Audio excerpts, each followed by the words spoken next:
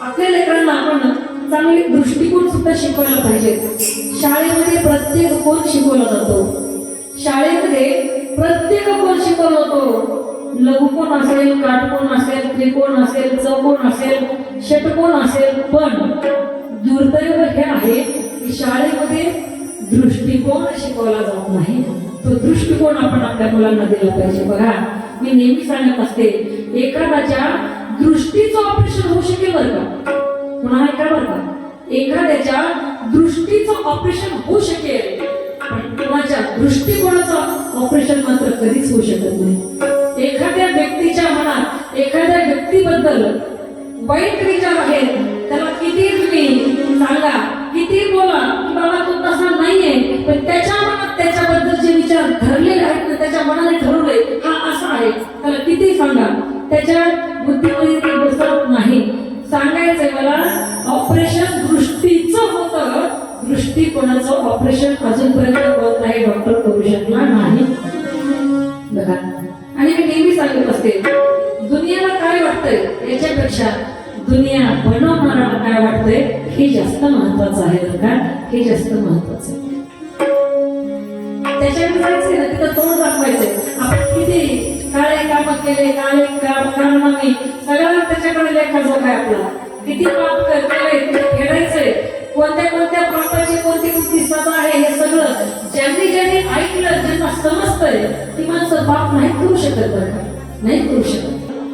म्हणून कथा कीर्तन ऐकण्याचा फायदा की आपण त्या पापापासून परावृत्त होतो, पापाच्या अधीन होत नाही, इंद्रियाच्या अधीन होत नाही, शरीराच्या मागे लागत नाही, तर आपण मनालाच आपल्या मागे येण्यासाठी भाग पडतो. म्हणून मन योग कारण.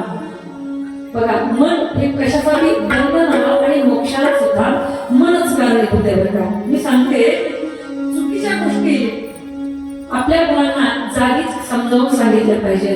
बघा, माझा मुलगा हा पृथ्वीराज महाराज गायकवाड, सगळ्यांनी पाहिले, त्याचं वय फक्त 9 वर्षाचं आहे. आणि वयाच्या 8व्या वर्षी, म्हणजे आता 10 वर्ष लागले, तर वयाच्या 8व्या वर्षी त्याने कीर्तन केलं, पहिलं कीर्तन. ऐका, त्याच्या पुढे ऐका, बापरे म्हणू नका आताच, अजून ऐका. वयाच्या 8व्या वर्षी त्यांनी पहिलं कीर्तन केलं जीवनाचं. आणि ऐका नाथाच्या महाराज, एकनाथ महाराज, गणेश महाराज, वयाच्या 8व्या वर्षी जीवनातलं पहिलं कीर्तन स्वतःच्या वडिलांच्या पुण्यतिथीला केलं. यापेक्षा धैर्य आणि यापेक्षा गेलेल्या आत्म्याचं अर्थात त्याच्या वडिलांचं किती पुण्य असेल असं म्हणावं लागेल. बरोबर, असं म्हणावं लागेल.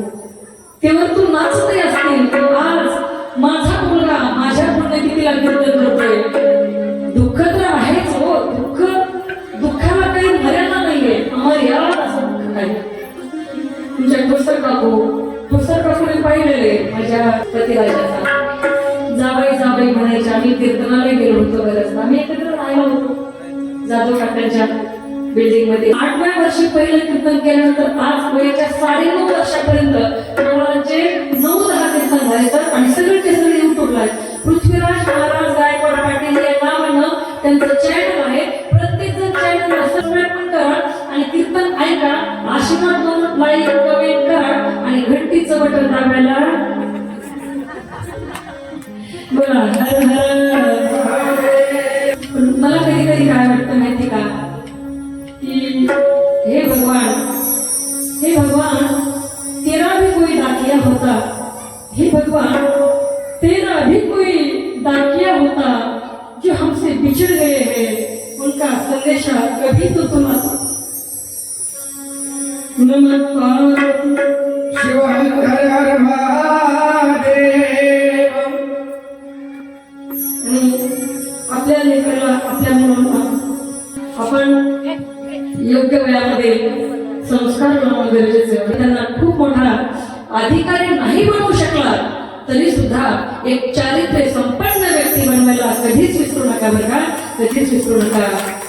कुणाला वाटेल माझा मुलगा डॉक्टर बनायचा आहे, माझा मुलगा इंजिनियर बनवायचा आहे, माझा मुलगा कलेक्टर बनवायचा आहे, ऐका, सगळ्यात अगोदर त्याला एक चांगला माणूस बनवा, मग तो हवं ते बनल्याशिवाय राहणार नाही, हवं ते बनल्याशिवाय राहणार नाही. सांगू तुम्हाला,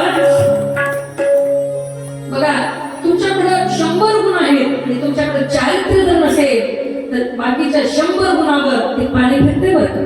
चारित्र्य नसेल तर ऐका, if you lost wealth nothing is lost. If you lost health something is lost. And if you lost your character, everything is lost. Everything is lost. याचा मराठी अर्थ सांगेल आपल्याला. ज्यांना कळलं त्यांनी वाजवलं टाळ्या. पण आता सगळ्यांना माहित आहे. आय नो दॅट व्हेरी वेल. मला चांगलं कळतं की सगळ्यांना कळत नाही हे मला चांगलं कळतं. याचा कारण अर्थ काय सांगायचा ऐका ना. एखाद्यानं जर आपली संपत्ती गमावली, अजिबात टेन्शन घ्यायचं नाही. पुन्हा ती गमवू शकतोय. संपत्ती गमावली तर काहीच नाही गमावलं. तुम्ही बघा, संपत्ती गमावली काहीच गमावलं नाही असं म्हणा.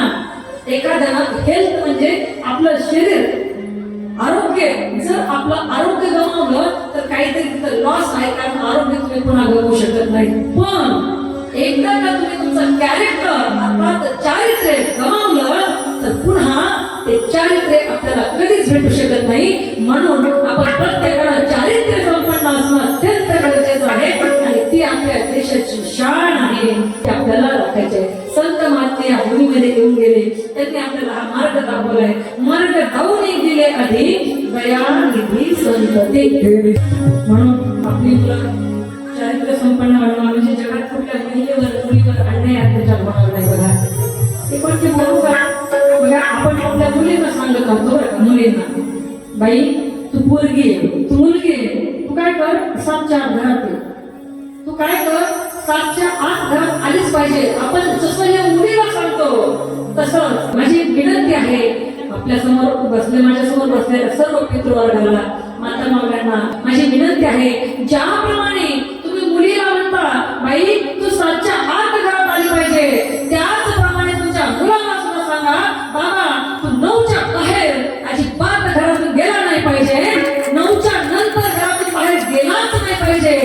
तुम्ही ही गोष्ट करा. जगातले 99% हे अनैतिक प्रकार जे घडतायत ना ते बंद झाल्याशिवाय राहणार नाही. ते आपलं करणं गरजेचं आहे.